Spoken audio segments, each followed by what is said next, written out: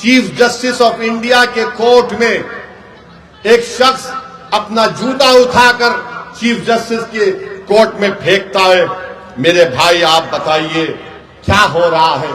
और जब उस शख्स ने नारा क्या लगाया, सुप्रीम कोर्ट के चीफ जस्टिस के इजलास में नारा क्या लगाया कि सनातन धर्म का अपमान नहीं सहेगा हिंदुस्तान। उसने नारा लगाया और अपनी जेब से उसके कागज भी निकला, उसमें लिखा था कि सनातन धर्म का अपमान नहीं सहेगा हिंदुस्तान। हम मोदी से पूछना चाह रहे हैं, मोहन भगवत से पूछना चाह रहे हैं, नीतीश कुमार से पूछना चाह रहे हैं, बताओ इस शख्स में इतनी हिम्मत कैसे आई कि वो सुप्रीम कोर्ट के चीफ जस्टिस के इजलास में जाकर जूता उठाकर भारत के दूसरे दलित चीफ जस्टिस ऑफ इंडिया की तरफ फेंके।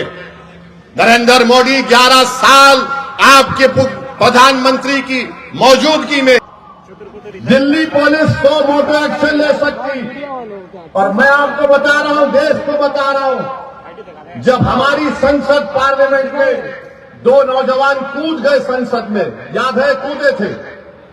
कूदने के बाद एक धुआं उन्होंने छोड़ा, उन पर अनलॉफुल एक्टिविटीज प्रिवेंशन एक्ट लगाया गया। भारत के प्रधानमंत्री, दिल्ली की पुलिस आपके मातहत आती है और आप खाली एक बयान दे दिए, ये बहुत गलत हुआ। अरे आपको तो ये करना चाहिए था कि आप उस शख्स पर जिसका नाम राकेश किशोर है उस पर यूएपीए लगाते। पुलिस खुद से कंप्लेन कर सकती है। अगर उसका नाम राकेश किशोर नहीं होता, उसका नाम असद होता, क्या करते पुलिस? बीजेपी वाले उसको बोलते उठाओ, कनेक्शन मां से है, पड़ोसी मुल्क से आया, आईएसआई, आईसिस, क्या क्या बोलते थे। और ये शख्स कह रहा है कि सनातन धर्म का अपमान नहीं सहेगा हिंदुस्तान। मोदी जी, फर्क उसमें और दूसरों में यह है कि जिस जगह पर मस्जिद को शहीद कर दिया गया था, कोर्ट का फैसला आया कि किसी ने नहीं तोड़ा। सुप्रीम कोर्ट का फैसला आया कि मस्जिद तुम्हारी नहीं है। सुप्रीम कोर्ट का फैसला ट्रिपल तलाक के बारे में आया। सुप्रीम कोर्ट का फैसला कई चीजों पर आया। हालिया यही सुप्रीम कोर्ट ने इंटरिम ऑर्डर दिया वक्फ कानून के ऊपर, जिससे हमको नुकसान होगा, मस्जिदों को नुकसान होगा। मगर जो संविधान को मानते हैं, जो संविधान को मानकर ने कहा कि हम कोर्ट के फैसले से खुश नहीं है, यह फैसला गलत है। क्या हमने धर्म का नाम लेकर किसी पर जूता उठाया? बताओ ये लोग कौन है? ये वो लोग हैं जिनको नरेंद्र मोदी की हुकूमत ने ताकत बख्शी। ये वो लोग हैं जिनके दिलों में जहर उगल दिया गया। ये वो लोग हैं, आज भी राकेश किशोर बोलता है कि मुझे किसी चीज की परवाह नहीं है, मुझे कोई गम नहीं है कि मैंने चीफ जस्टिस ऑफ इंडिया के सामने जूता उठाकर फेंका। ये क्या हो रहा है हमारे देश में? इंसाफ की जगह पर इस तरह की हरकत हो रही है और दिल्ली की पुलिस उसको गिरफ्तार भी नहीं करती।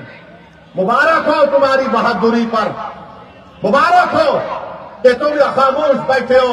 अरे अगर चीफ जस्टिस कंप्लेन नहीं करते तो तुम तो एक्शन ले सकते थे, लेकर जाते हो उसको। उत्तर प्रदेश में बच्चों को पकड़ा जाता है, पीटा जाता है और पुलिस की गाड़ी से उतारकर उनको बोलते हैं कि कान पकड़कर माफी मांगो, क्योंकि उसका नाम राकेश किशोर है।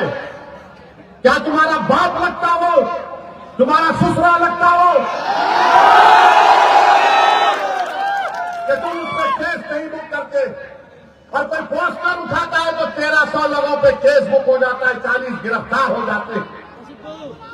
सुप्रीम कोर्ट के चीफ जस्टिस के कोर्ट में जूता फेंकता है और ये लोग कोई केस रजिस्टर नहीं करते, पकड़ना तो दूर की बात। ये इंसाफ है, ये हमारे मुल्क का माहौल है जिस देश के लिए हमने और आपने क्या क्या हमारे बुजुर्गों ने कुर्बानियां दी। दलितों को रुसवा करने की कोशिशें की जाती हैं। हम दलित भाइयों से कह रहे हैं कि पहचानो इन लोगों को। बीजेपी तुम्हारी दोस्त नहीं बन सकती। मोदी तुम्हारा हमदर्द नहीं बन सकता। भारत की तारीख का दूसरा दलित चीफ जस्टिस ऑफ इंडिया है।